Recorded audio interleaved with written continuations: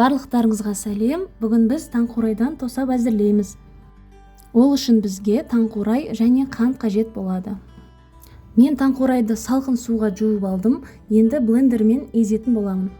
Егер блендерлеріңіз болмаса, бүтіндей қант араластырып жасауға болады. Егер сіз менің каналыма жазылмаған болсаңыз, онда подписаться батырмасын басып, қоңыраушаны басып қойыңыз. Сонда жаңадан шыққан видеоларды жіберіп алмайсыз.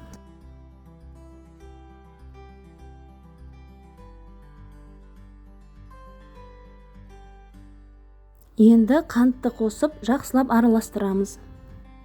Мен таңқурайдың әрбір килограммына 1 килограммнан қант қостым.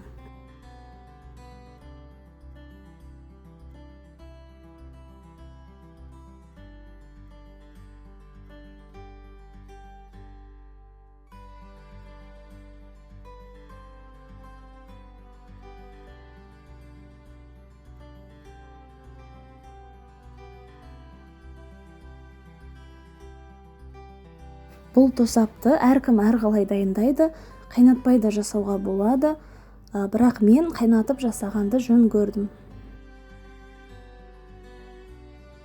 Қанты ерігеннен соң отқа қойып қайнатамыз. Қайнаған уақыттан бастап тағы 5 минут қайнатып, көбігін аламыз.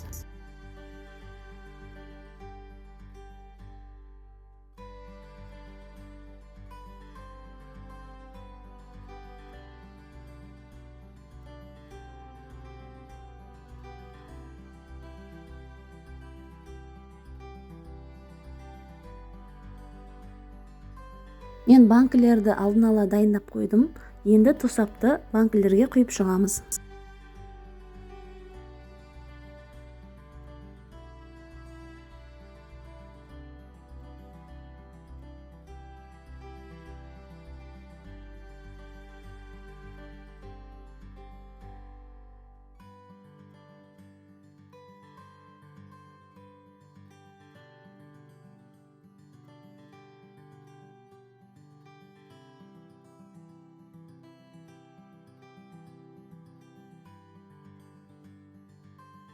Осымен тосаптарымыз дайын. Міндетті түрде жасаңыздар.